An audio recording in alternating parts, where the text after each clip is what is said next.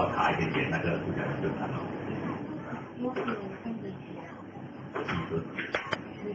这个礼拜，OK， 可以不可以上飞机哦？是那航空公司决定的。有些航空公司不再怀孕的人，有些是到就是到那个看几个月，有些到7个月，有些到6个月，有些到9个月还可以上，所以就是看那航空公司，是他们决定，不是我们决定。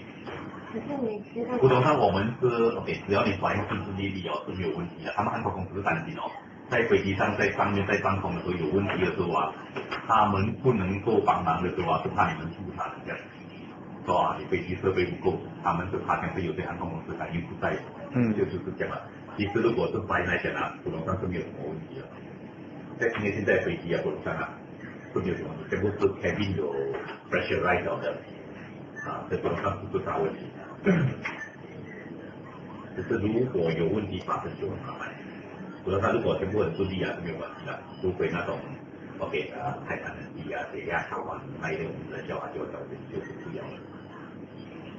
我的会啊。你没有试过你的你给我看不到，没关系。